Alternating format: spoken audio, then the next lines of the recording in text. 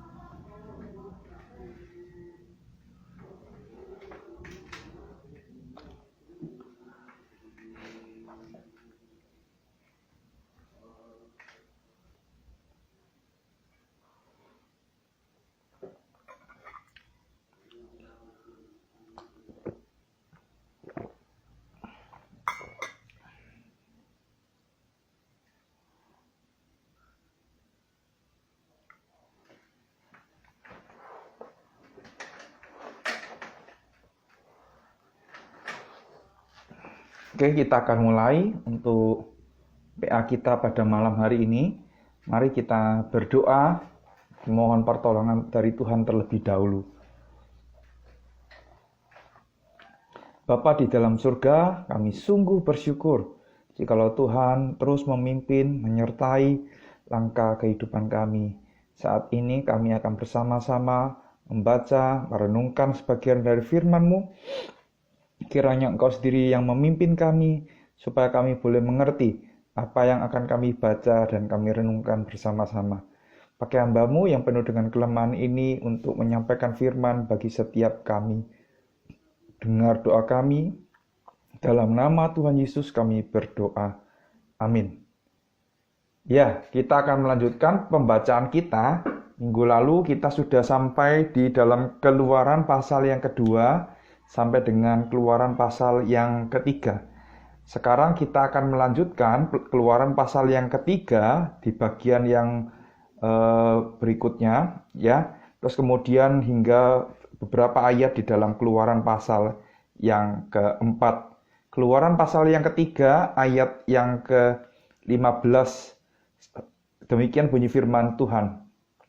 Selanjutnya berfirmanlah Allah kepada Musa, beginilah kau katakan kepada orang Israel, Tuhan Allah nenek moyangmu, Allah Abraham, Allah Ishak, dan Allah Yakub telah mengutus aku kepadamu. Itulah namaku untuk selama-lamanya, dan itulah sebutanku turun-temurun. Lalu kita lanjut di dalam pasal yang keempat, ayat yang pertama hingga ayat yang ke-17. Demikian bunyi firman Tuhan. Lalu saud Musa, bagaimana jika mereka tidak percaya kepadaku dan tidak mendengarkan perkataanku, melainkan berkata, Tuhan tidak menampakkan diri kepadamu. Tuhan berfirman kepadanya, apakah yang di tanganmu itu? Jawab Musa, tongkat.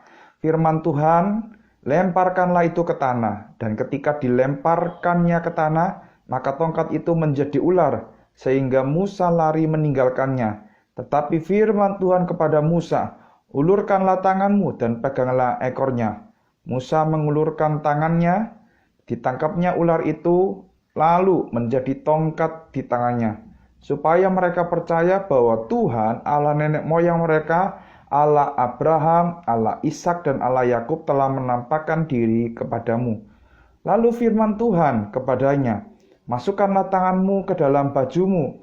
Dimasukkannya tangannya ke dalam bajunya, dan setelah ditariknya keluar, maka tangannya kena kusta, putih seperti salju. Sesudah itu firman-Nya, masukkanlah tanganmu kembali ke dalam bajumu. Musa memasukkan tangannya kembali ke dalam bajunya, dan setelah ditariknya keluar, maka tangannya itu pulih kembali seperti seluruh badannya. Jika mereka tidak percaya kepadamu dan tidak mengindahkan tanda mujizat yang pertama, maka mereka akan percaya kepada tanda mujizat yang kedua. Dan jika mereka tidak juga percaya kepada kedua tanda mujizat ini dan tidak mendengarkan perkataanmu, maka engkau harus mengambil air dari sungai Nil dan harus kau curahkan di tanah yang kering. Lalu air yang kau ambil itu akan menjadi darah di tanah yang kering itu. Lalu kata Musa,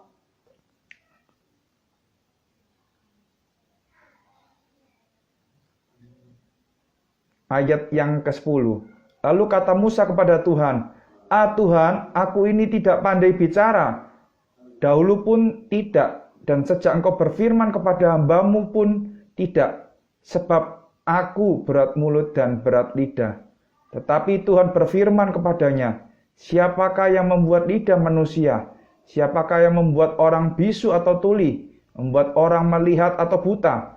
Bukankah aku, yakni Tuhan? Oleh sebab itu pergilah, aku akan menyertai lidahmu dan mengajar engkau apa yang harus kau katakan. Tetapi Musa berkata, Tuhan, utuslah kiranya siapa saja yang patut kau utus. Maka bangkitlah murka Tuhan terhadap Musa dan ia berfirman, bukankah di situ Harun orang Lewi itu kakakmu? Aku tahu bahwa ia pandai bicara, lagi pula ia telah berangkat menjumpai engkau, dan apabila ia melihat engkau, ia akan bersukacita dalam hatinya. Ayat yang ke-15, maka engkau harus berbicara kepadanya dan menaruh perkataan itu ke dalam mulutnya. Aku akan menyertai lidahmu dan lidahnya dan mengajarkan kepada kamu apa yang harus kamu lakukan. Ia harus berbicara bagimu kepada bangsa itu. Dengan demikian ia akan menjadi penyambung lidahmu dan engkau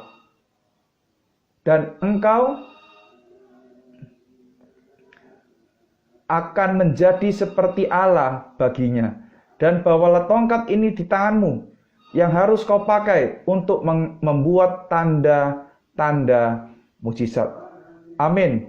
Sampai demikian jauh pembacaan firman Tuhan. Selamat dan berbahagia bagi setiap kita yang membaca, merenungkan, dan juga melakukan firman Tuhan dalam kehidupan kita sehari-hari. Bapak Ibu Saudara yang dikasihi oleh Tuhan, minggu lalu kita sudah belajar mengenai apa sih, bagaimana kita tahu bahwa Tuhan itu memanggil kita. Kita belajar bahwa ada kebutuhan zaman, terus kemudian Tuhan memanggil kita kalau kita memiliki potensi diri atau konten diri, berbicara mengenai kemampuan dalam hidup kita. Nah, hari ini kita belajar secara khusus, ketika Tuhan memanggil Musa. Ketika Tuhan memanggil Musa, ini bukanlah sesuatu hal yang mudah untuk diresponi. Menjawab dan meresponi panggilan Tuhan itu bukanlah hal yang mudah.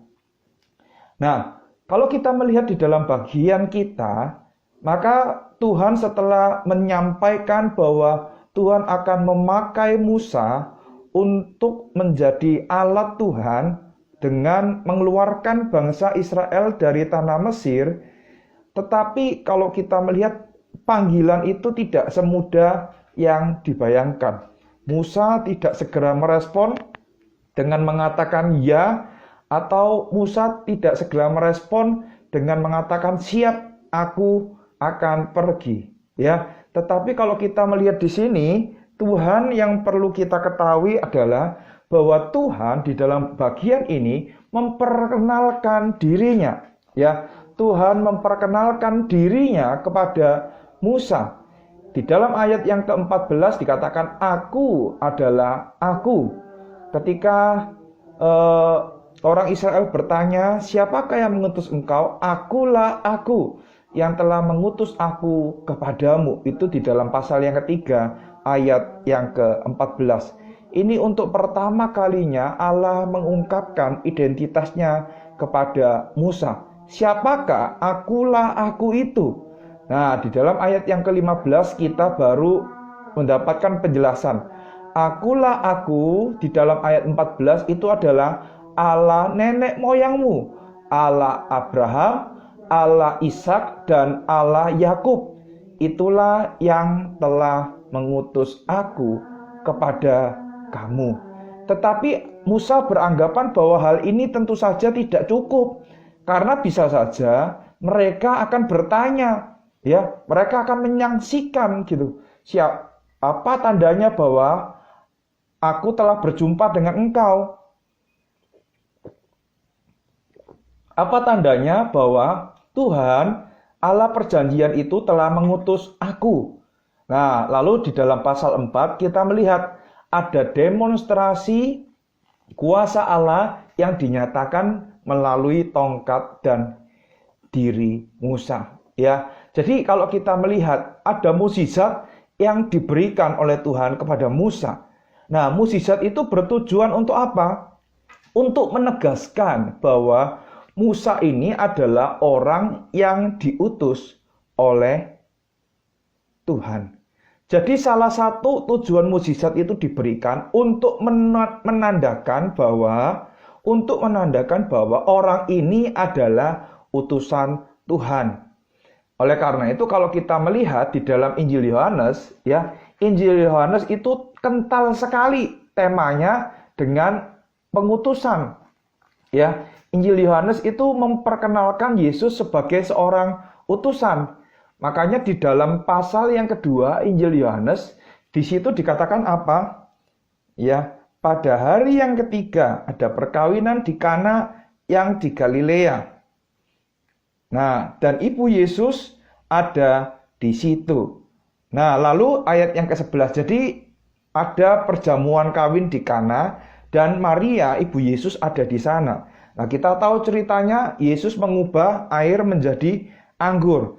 Di dalam ayat yang ke-11 ditutup dengan sebuah pernyataan apa? Hal itu dibuat Yesus di Kana yang di Galilea sebagai yang pertama dari tanda-tandanya. Dan dengan itu ia telah menyatakan kemuliaannya dan murid-murid percaya kepadanya.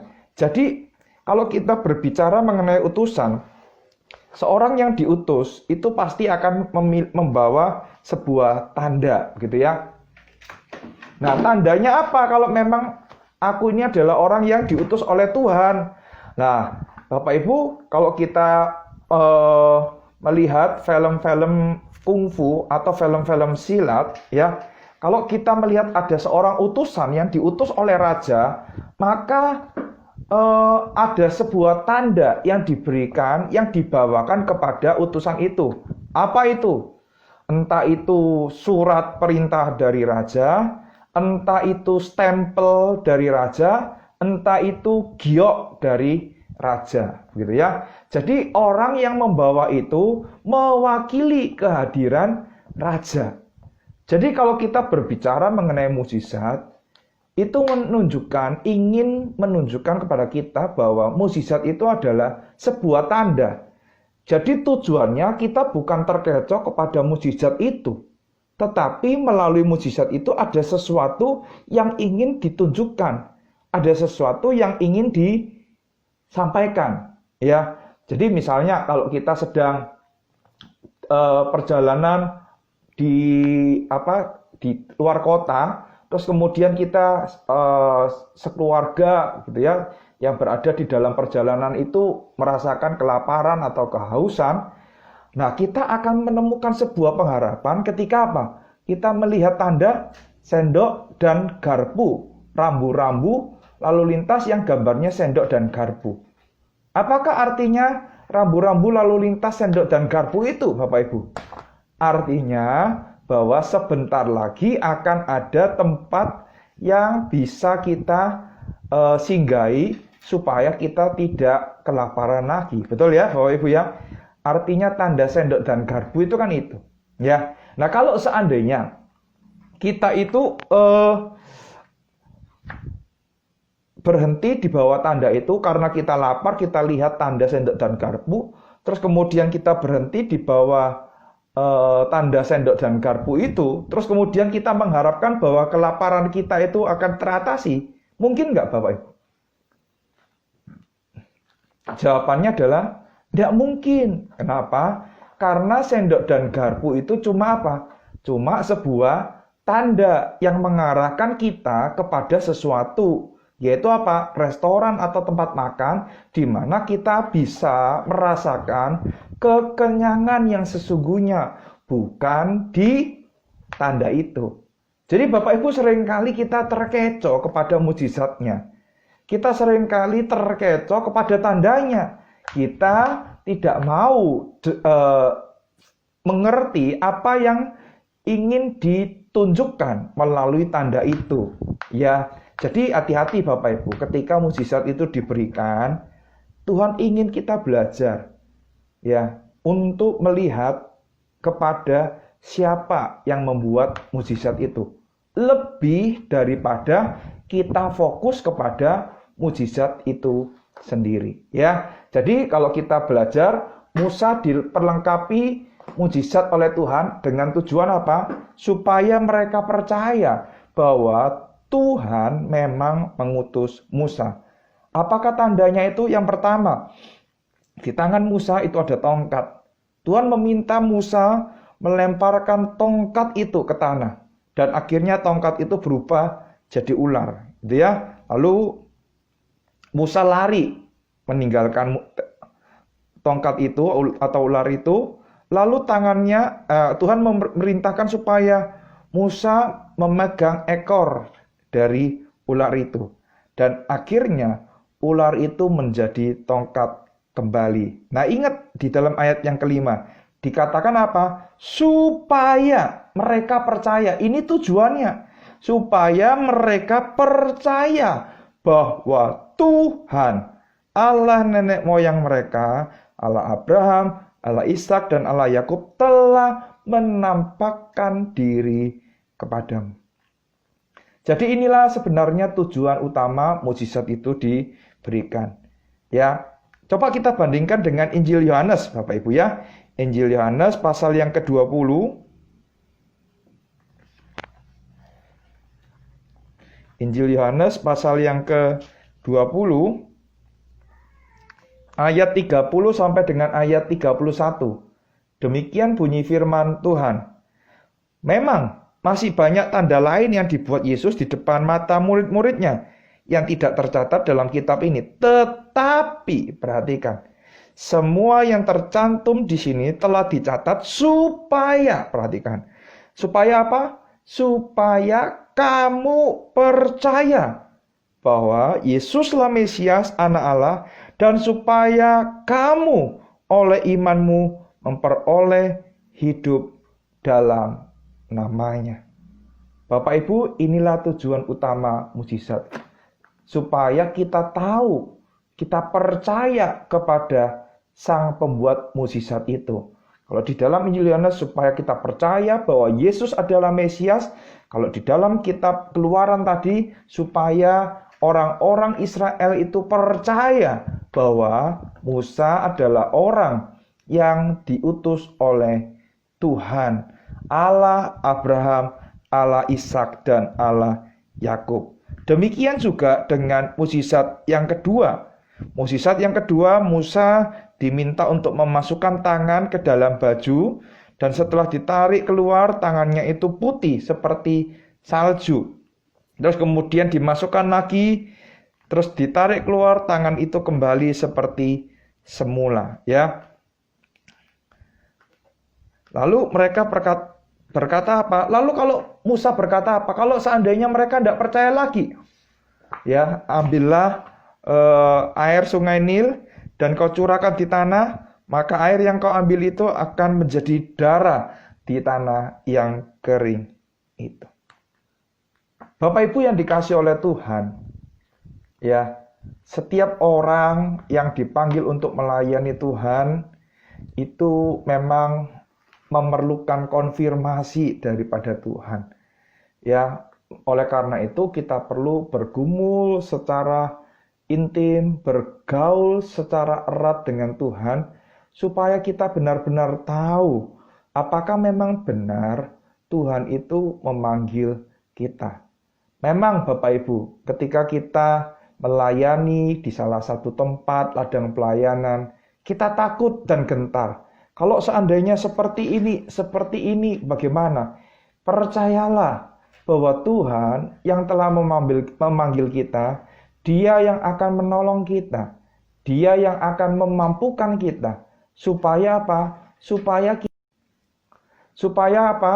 Dia yang akan menolong kita, Dia yang akan memampukan kita. Supaya apa? Supaya kita bisa menjadi alatnya. Supaya kita bisa menjadi kepanjangan tangannya. Ya, jadi Bapak Ibu jangan takut. Seringkali orang diminta untuk pelayanan, aku takut nanti kalau tidak bisa seperti ini gimana? Nanti kalau salah gimana? Ya, salah itu adalah bagian proses dalam pembelajaran hidup kita, Bapak Ibu. Salah itu tidak apa-apa. Ya, daripada salah itu lebih baik daripada orang yang tidak mau mencoba sama sekali. Jangan takut salah. Kenapa sih kita takut salah? Karena kita takut dievaluasi. Kenapa sih kita takut dievaluasi? Karena evaluasi itu tidak menyenangkan. Mengoyak rasa nyaman kita. Sehingga apa?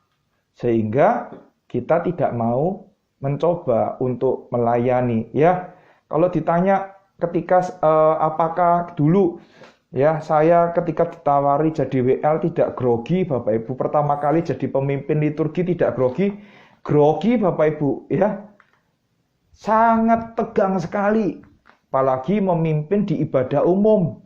Kalau memimpin di ibadah doa masih tidak grogi Bapak Ibu. Kenapa? Karena yang datang jemaatnya tidak banyak. Tetapi kalau memimpin di ibadah umum yang jemaatnya itu bisa banyak, wah itu rasa tegangnya itu sangat tinggi sekali Bapak Ibu. Tetapi saya percaya ketika melayani Tuhan dengan kesungguhan hati, kita tahu bahwa memang Tuhan memanggil kita, maka Dia yang akan menolong kita untuk menjalankan pelayanan itu dengan baik. Sebagai manusia yang lemah dan terbatas, ketakutan itu ada. Wajar Bapak Ibu ya. Kenapa Musa itu takut kalau dia ditolak Bapak Ibu? Pengalaman Musa apa yang membuat Musa itu takut kalau bangsa Israel itu menolak dia? Musa rupanya ketika berada di Mesir punya pengalaman yang tidak mengenakan Bapak Ibu. Apa pengalaman itu? Pengalaman itu adalah ketika ada orang Israel yang berkelahi, terus Musa berusaha melerainya. Dan akhirnya orang ini berkata kepada Musa, ya, orang ini berkata kepada Musa, siapakah yang mengangkat engkau menjadi pemimpin dan hakim atas kami? Apakah engkau bermaksud membunuh aku sama seperti engkau telah membunuh orang Mesir itu? Nah, Bapak Ibu, ketakutan inilah yang membuat Musa, ya, menjadi ragu. Untuk apa? Menjadi ragu untuk diutus kepada bangsa Israel, membawa mereka keluar dari tanah perbudakan. Lalu, ya, selain Musa telah diberikan tanda, Musa masih berdalih, Bapak Ibu ya. Musa masih berdalih. Musa berdalih apa? Ah, Tuhan, aku ini tidak pandai bicara, ya. Terus dahulu pun tidak, dan sejak engkau berfirman kepada hamba-Mu pun tidak. Sebab aku berat mulut dan berat lidah. Bapak Ibu, ketika orang itu berusaha lari dari panggilan Tuhan, ada saja alasan yang dibuat oleh Musa. Ya, ada saja alasan yang dibuat oleh orang itu. Ya, saya masih ingat Bapak Ibu ya, ketika pemuda waktu sudah kuliah ya, waktu kuliah kurang lebih semester 4, semester 5, ya, saya sudah mendapatkan panggilan untuk menjadi hamba Tuhan, begitu ya. Terus kemudian teman-teman pemuda di gereja mendukung, wah cocok kamu kalau jadi hamba Tuhan, begitu ya. Pantes begitu ya, punya potongan hamba Tuhan katanya begitu. Terus kemudian saya gumulkan gitu ya. Cuma akhirnya ketika mau daftar, maju mundur gitu. Apakah memang benar ini panggilan dari Tuhan? Ya, terus kemudian layak enggak untuk melayani jadi hamba Tuhan gitu. Akhirnya tahun 2007 Bapak Ibu, saya memberanikan diri untuk mendaftar ke Seminari Alkitab Asia Tenggara. Ya, dengan perasaan takut, dengan perasaan gentar. Apakah saya lulus waktu itu? Gitu ya. Bapak Ibu, malam sebelum tes itu ya di Seminari Alkitab Asia Tenggara di Jalan Kasin itu Bapak Ibu, saya masih ingat Bapak Ibu, saya membawa 2 buku. Sejarah Kerajaan Allah, Perjanjian Lama dan Perjanjian Baru Bapak Ibu ya. Satu jilid buku tebelnya segini Bapak Ibu. Ya. Nah, kalau 2 jilid ya kurang lebih segini Bapak Ibu ya. Saya bawa, saya bacain gitu ya karena tesnya tes pengetahuan Alkitab gitu. Saya juga takut Bapak Ibu. Bahkan ketika saya mencoba untuk dalam tanda petik menunda-nunda ya panggilan Tuhan itu, pembimbing saya di gereja itu mengatakan, kamu lari sejauh apa, Tuhan pasti akan menangkap kamu. Kamu tidak akan bisa lari kalau memang Tuhan panggil kamu. Dan itu terus Bapak Ibu ya, ada di dalam hati saya. Jadi umumnya ketika orang itu dipanggil oleh Tuhan, orang itu mencoba untuk mencari berbagai macam alasan untuk menghindari panggilan Tuhan. Kenapa Bapak Ibu? Karena panggilan Tuhan itu mengoyak rasa nyaman kita. Panggilan Tuhan itu membuat kenyamanan kita itu terganggu. Ya. Oh, kalau menjadi hamba Tuhan tidak bisa bebas lagi. Ngomong harus dijaga, bertingkah laku harus dijaga. Ada yang bilang hamba Tuhan itu hidupnya seperti akuarium Bapak Ibu. Dilihat oleh orang dari segala sisi. Enak enggak Bapak Ibu? Enggak enak. Mengusik rasa nyaman? Pasti. Pada umumnya orang itu ingin hidupnya apa? Tidak diganggu. Pada umumnya orang itu ingin hidupnya tentram-tentram, aman, tenang, gitu ya. Tetapi tidak bisa, Bapak Ibu. Menjalankan panggilan Tuhan pasti ada konsekuensinya. Salah satunya adalah mengusik atau mengoyak rasa nyaman kita, rasa tentram kita, rasa aman kita. Kenapa Bapak Ibu? Karena seringkali rasa aman kita letakkan pada diri kita sendiri. Karena rasa aman kita letakkan kepada jiwa kita. Kita merasa bahwa oh aku tenang, aku nyaman. Nggak usah meresponi panggilan Tuhan pun tidak apa-apa gitu ya. Toh aku juga bisa melayani Tuhan. Ya, dengan apa? Aku kerja yang baik, memberi persembahan, cukuplah itu. Padahal yang kita kejar adalah ketenangan diri kita, kenyamanan diri kita, dan kebahagiaan diri kita. Lalu Tuhan menegaskan, ketika Musa mengatakan aku tidak pandai bicara, aku berat mulut dan berat lidah, Tuhan mengingatkan siapakah yang membuat lidah manusia? Siapakah yang membuat orang bisu atau tuli, membuat orang melihat atau buta? Bukankah aku, Tuhan? Jadi Bapak Ibu, ketika kita diutus mungkin saja ada penolakan. Tetapi tugasmu adalah bukan itu. Tugas orang yang dipanggil adalah bukan mengurusi penerimaan atau penolakan dari orang-orang, bukan. Tetapi tugas dari seorang utusan adalah menyampaikan berita yang telah dititipkan kepada kita untuk disampaikan atau diberitakan. Ya, oleh karena itu Tuhan mengatakan, siapakah yang membuat lidah manusia? Ingin mengingatkan kepada Musa bahwa kamu mengatakan kamu tidak pandai bicara, kamu berat lidah, tetapi ingat Tuhan yang membuat lidahmu. Tuhan dapat memakai lidahmu untuk menjadi alat kemuliaanmu. Ya, oleh karena itu Musa diingatkan sekali lagi. Lalu, ketakutan terbesar umumnya adalah takut ditolak, ya. Itu Tuhan mengatakan itu bukan urusanmu. Ya, siapakah yang membuat orang bisu atau tuli, orang yang melihat atau buta? Artinya apa? Mereka tidak bisa mendengarkan kamu pun, itu karena aku, itu bukan urusanmu. Tugasmu adalah pergi menyampaikan berita itu. Bapak Ibu, saya teringat dengan kisah Yesaya, Bapak Ibu ya. Panggilan Yesaya ini unik. Kenapa unik? Yesaya ini diminta untuk menyampaikan firman Tuhan, tetapi ya kalau kita baca, kita buka aja Yesaya pasal yang ke-6.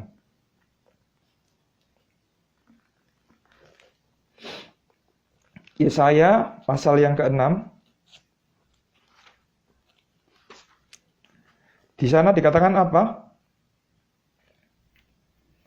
Buatlah, nah ini ayat yang ke-9. Pergilah dan katakanlah kepada bangsa ini. Yesaya diminta untuk pergi dan mengatakan kepada bangsa ini. Dengarlah sungguh-sungguh tetapi mengerti jangan. Lihatlah sungguh-sungguh tapi menanggap jangan. Buatlah hati bangsa ini keras dan buatlah telinganya berat mendengar dan buatlah matanya melekat tertutup. Supaya jangan mereka melihat dengan matanya dan mendengar dengan telinganya dan mengerti dengan hatinya, lalu berbalik dan menjadi sembuh. Loh, aneh kan? Sudah dipanggil Tuhan, terus kemudian Yesaya merespon, ini aku, utuslah aku. Tetapi disuruh menyampaikan, tetapi orang yang menyampaikan itu dengar, tapi jangan mengerti. Lihat, tetapi jangan menanggap. Bapak Ibu, tugas seorang utusan adalah cuma menjalankan perintah yang diberikan kepada dia untuk dilakukan. Titik. Masalah orang itu percaya atau tidak, masalah orang itu mengerti atau tidak, itu adalah bagian Tuhan. Demikian juga ketika kita diminta untuk pergi menginjili, Bapak Ibu ya. Seringkali orang takut, kenapa sih aku harus menginjili? Sudah Pak Pendeta sajalah, penginjil sajalah yang pergi menginjili, kan gelarnya juga penginjil, cocok kan? Ya. Kenapa harus aku begitu? Nanti kalau aku ditolak gimana? Kalau dia tidak mau percaya gimana? Bapak Ibu, ya, ketakutan itu memang bisa jadi muncul dalam kehidupan kita ketika kita diminta untuk pergi melakukan penginjilan. Tetapi jangan pernah takut jikalau ada orang yang tidak mau mendengarkan atau menerima berita Injil itu. Tidak perlu khawatir kalau orang menolak berita yang kita sampaikan itu. Karena memang tugas kita adalah apa? Menyampaikan. Yang membuat mereka mengerti siapa? Tuhan. Itu adalah kerjaan Tuhan dan bagian Tuhan. Ya, ketika kita berusaha terus lari dari panggilan Tuhan, ketika kita berusaha terus tidak merespon dengan baik apa yang Tuhan berikan kepada kita, maka kalau kita melihat Bapak Ibu, di dalam ayat yang ke-13, dikatakan, Tuhan, utuslah kiranya siapa saja yang patut kau utus. Ya, teman-teman, pemuda di gereja asal saya dulu selalu guyonannya begini Bapak Ibu ya, kalau ketika ada KKR misi begitu ya. Siapa yang mau pergi untuk aku? Siapa yang mau kuutus? Mereka doanya apa Bapak Ibu? Mereka mengutip dari Yesaya juga Bapak Ibu. Kutipannya apa? Ini aku Tuhan, utuslah Chandra begitu ya. Ini aku, utuslah dia, jangan aku begitu kan. Bapak Ibu, itu bukan respon yang Tuhan kehendaki. Lalu apa yang terjadi Bapak Ibu? Dikatakan apa? Bangkitlah murka Tuhan.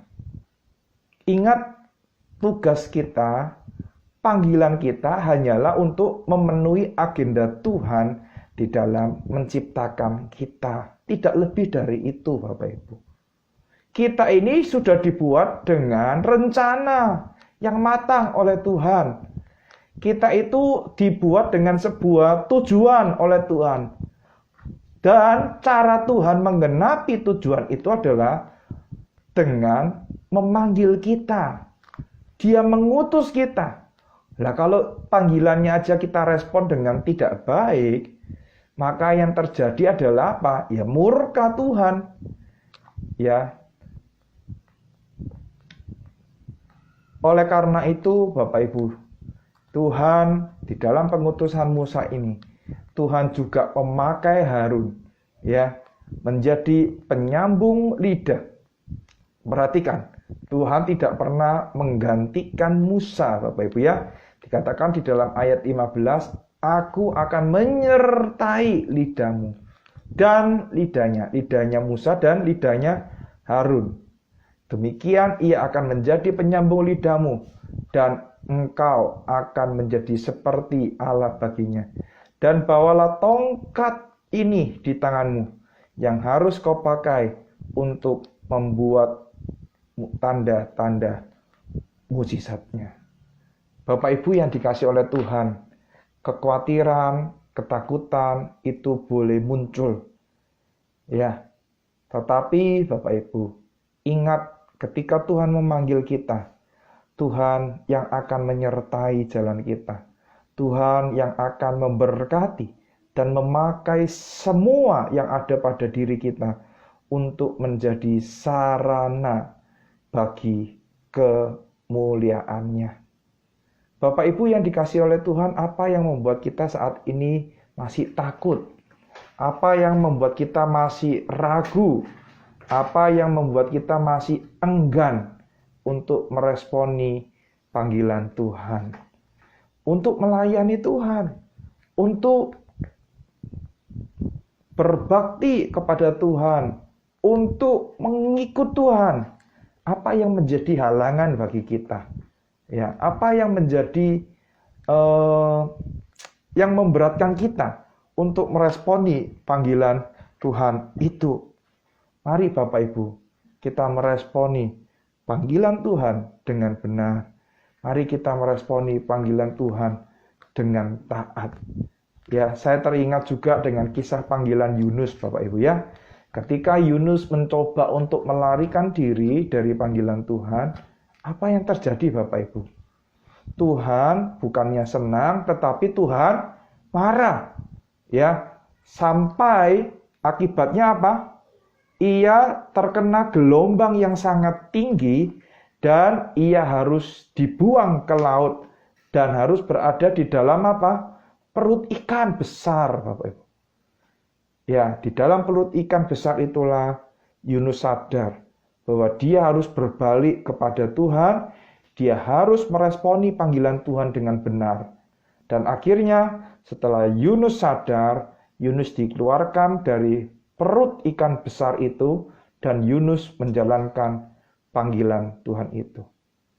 Bapak Ibu jangan sampai ya murka Tuhan itu kita alami baru kita meresponi panggilan Tuhan. Jangan sampai Tuhan murka baru kita meresponi panggilan Tuhan. Ya, tidak ada kata terlambat bagi Tuhan. Tidak ada kata nanti bagi Tuhan.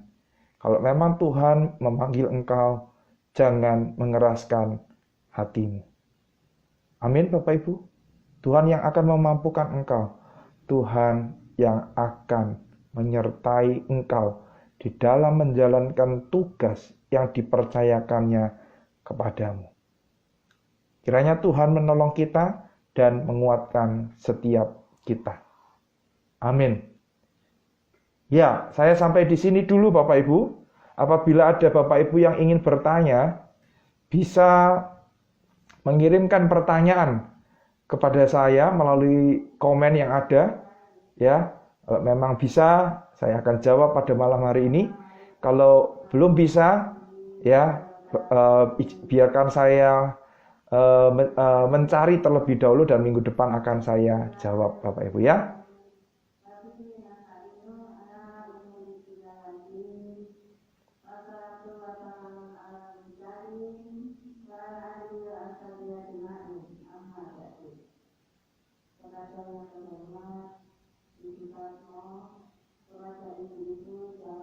Silakan Bapak Ibu, mungkin ada yang mau bertanya. Silakan tuliskan di kolom komen. Saya akan menunggu komen dari Bapak Ibu ya.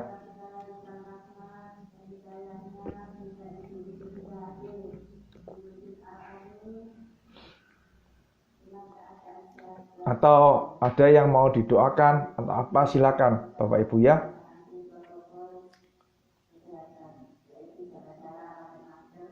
Sambil menunggu, saya berikan waktu ada 5 menit Bapak Ibu. Ya.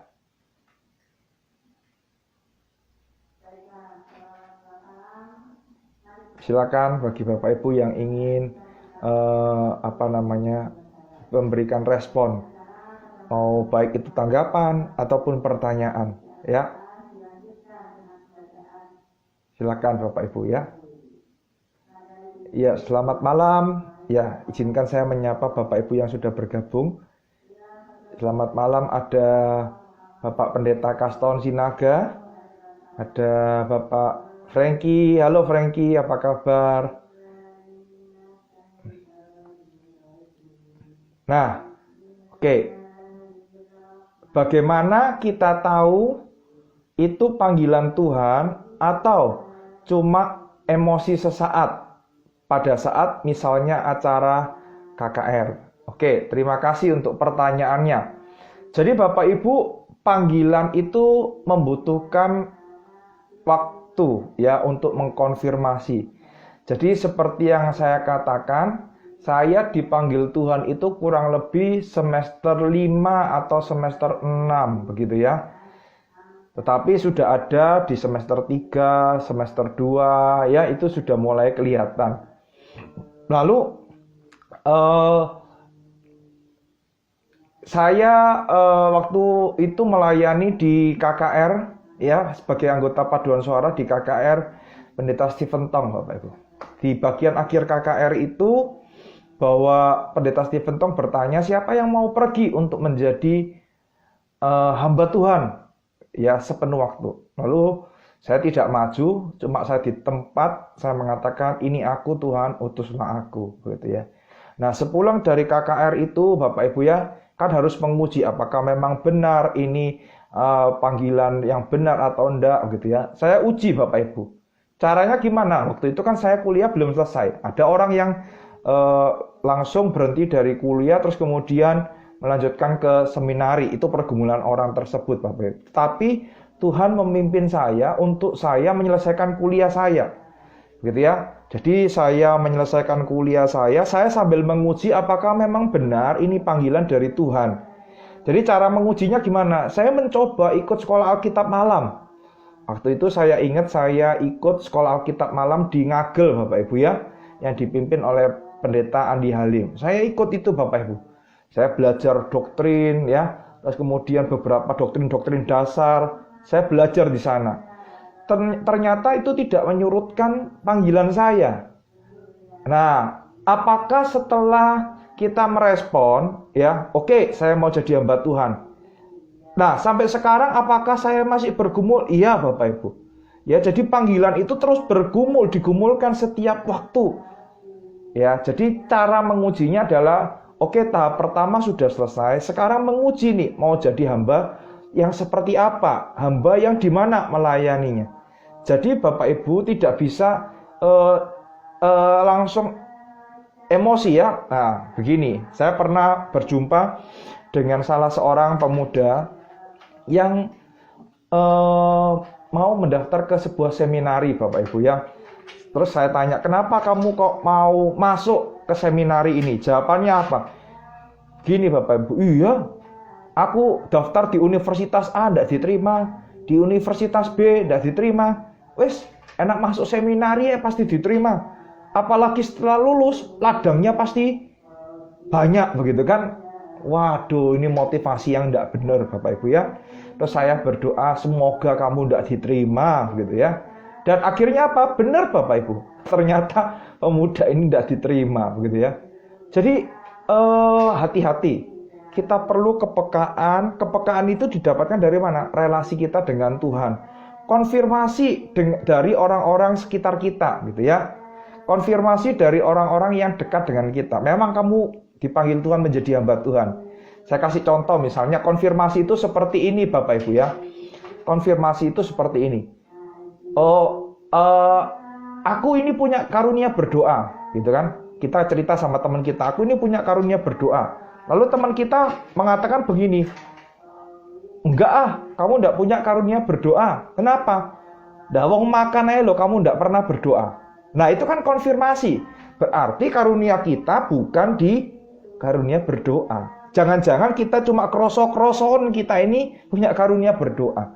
Jadi konfirmasi dari teman yang dekat dengan kita, teman yang mengenal kita, itu diperlukan juga untuk mengetahui apakah memang benar ini panggilan Tuhan atau emosi sesaat. Ya, terima kasih untuk pertanyaannya nih. Nah, ini ada pertanyaan lagi, begitu ya. Nah, kita tahu bahwa memberitakan kabar baik tidak boleh dipengaruhi oleh senang atau tidaknya audiens. Setuju?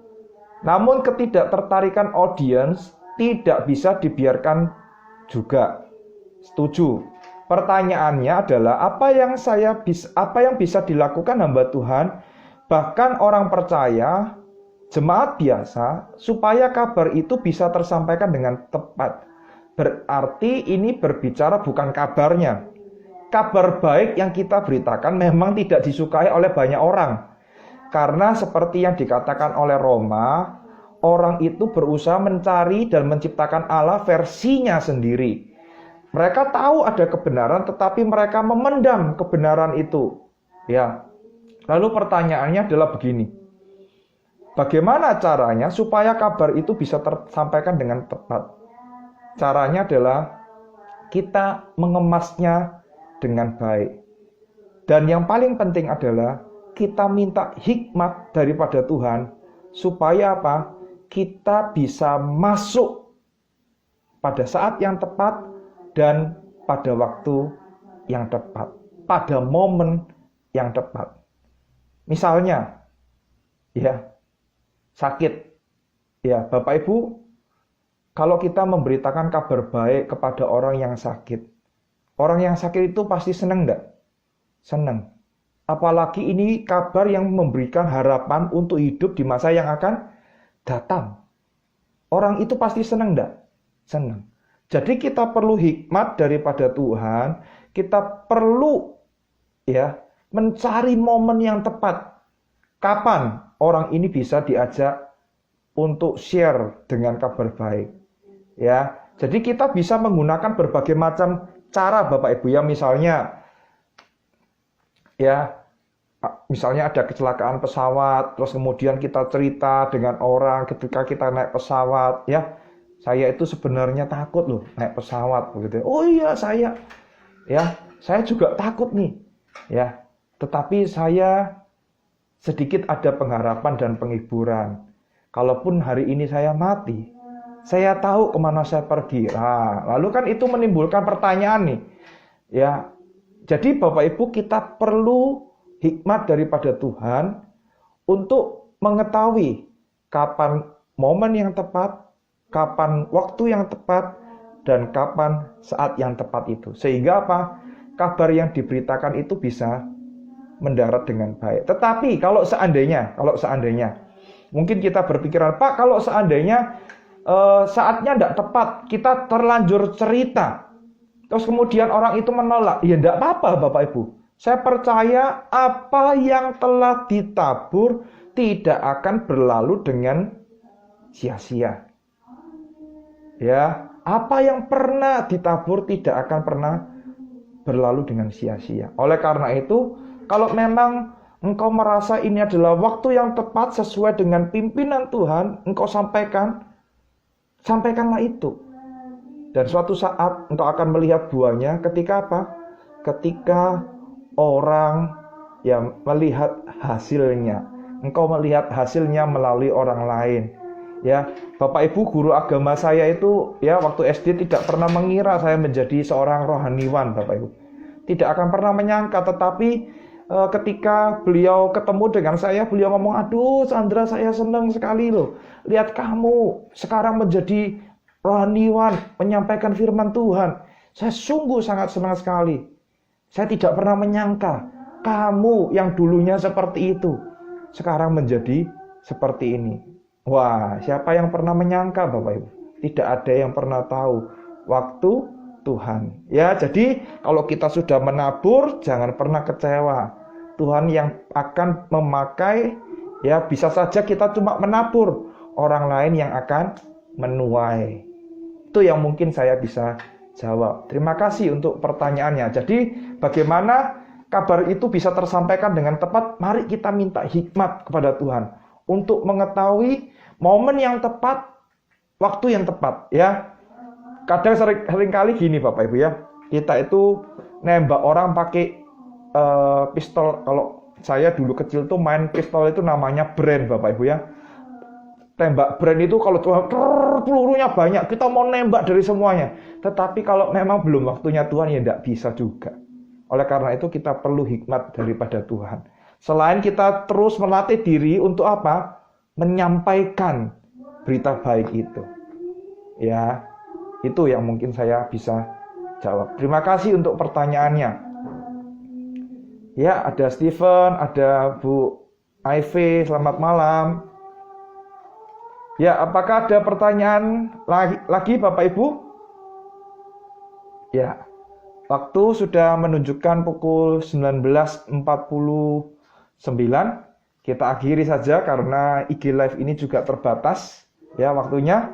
Sampai berjumpa minggu yang akan datang.